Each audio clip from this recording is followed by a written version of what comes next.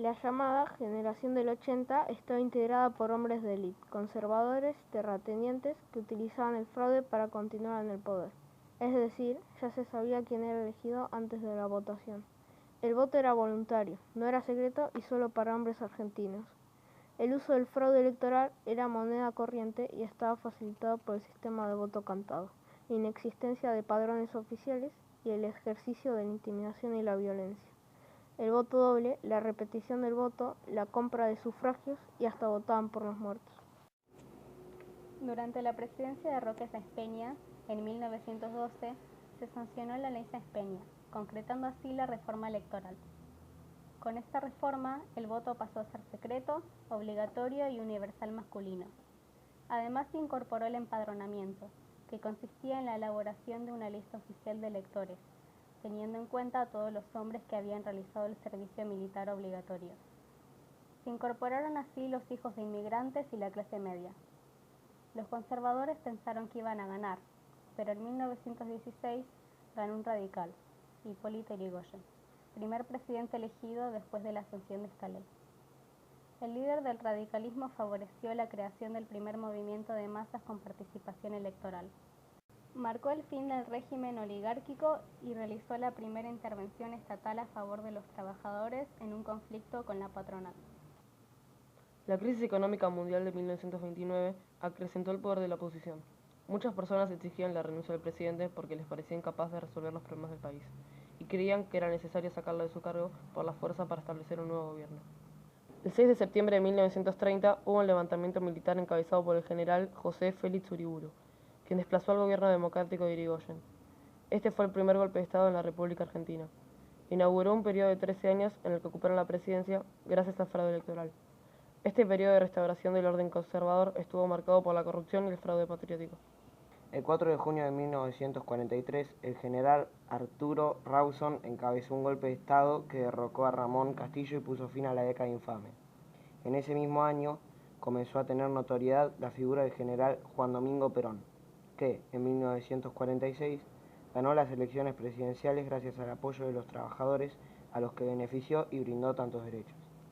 Con la llegada de Perón a la presidencia, después de 18 años de fraude, el voto volvió a ser secreto, individual y obligatorio para todos los ciudadanos hombres de la Argentina. En 1947, después de décadas de lucha, se les otorgó a las mujeres el derecho a votar y ser votadas con la Ley 13.010, y en parte debido a la acción decidida de Eva Perón. En 1951 se llevó a cabo una nueva elección y las mujeres votaron por primera vez en el país. Mujeres de mi patria,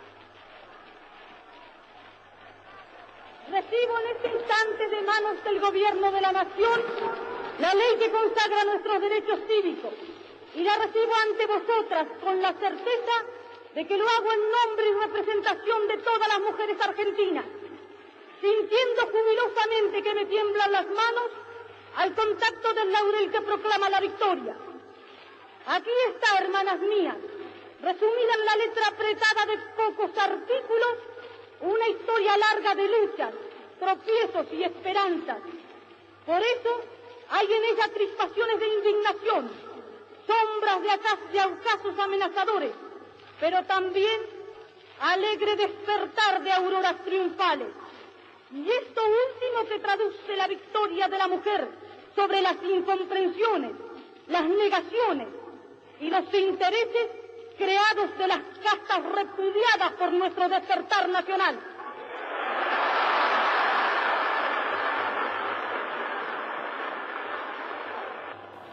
En 1955, una parte de la Marina y la Fuerza Aérea se levantaron contra el gobierno y bombardearon la Plaza de Mayo y la Casa Rosada. Tras ese hecho, Perón continuó en el gobierno, pero el 16 de septiembre del mismo año hubo un levantamiento militar a cargo de Eduardo Lonardi que lo derrocó y fue forzado a un exilio de casi 20 años. Comienza una etapa en la que las dictaduras interrumpieron los gobiernos democráticos elegidos por el pueblo. El gobierno de Aramburu intentó desperonizar a la Argentina. Para ello, trató de controlar todas las instituciones ligadas al peronismo. Prohibió toda mención de los términos, las palabras o las frases que aludieran al peronismo, y persiguió a sus dirigentes. El peronismo estaba proscripto y no podía presentar a sus candidatos en las elecciones. El 29 de julio de 1966, las universidades nacionales fueron intervenidas y ocupadas militarmente en el episodio que se conoce como la Noche de los Bastones Largos. Toda la gente que estuvo en la UBA, Universidad de Buenos Aires, sea profesor, alumno o no docente, fueron desalojados y golpeados brutalmente. Ellos defendían la libertad de pensamiento y la autonomía de esa casa de estudio. La juventud revolucionaria quería hacer escuchar sus ideas y la dictadura eligió la represión como respuesta. El 24 de marzo de 1976, las Fuerzas Armadas ocuparon las principales sedes del poder político. Horas después asumió el gobierno una junta militar integrada por el general Jorge Rafael Videla, el almirante Emilio Eduardo Macera y el brigadier Orlando Ramón Agosti. Ese nuevo régimen dictatorial se autodenominó Proceso de Reorganización Nacional. Para reorganizar el país, los militares argentinos recurrieron a métodos ilegales de represión como los secuestros, las torturas, los asesinatos y el cambio de identidad de hijos de parejas secuestradas. Esto se denomina terrorismo de Estado porque eran acciones destinadas a producir terror en la población. Secuestraban y torturaban a todo aquel que se oponía a ese régimen y negaban a la gente tenerlos cautivos. Esas personas pasaban a formar parte de los desaparecidos. Se anularon todos los derechos. Luego de la rendición en la Guerra de Malvinas, se llamó elecciones, lo que marcaría el final de la dictadura más sangrienta en la República Argentina. La campaña de Alfonsín se centró en la defensa de los valores democráticos. Solía cerrar sus actos recitando el preámbulo de la Constitución Nacional. Con la democracia se educa, con la democracia se cura.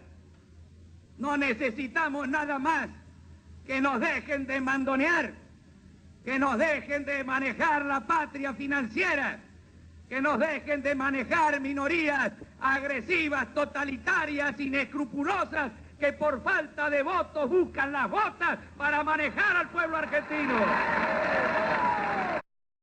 El proceso de la democratización de la Argentina incluyó la plena vigencia de la libertad de expresión y el fin de la censura.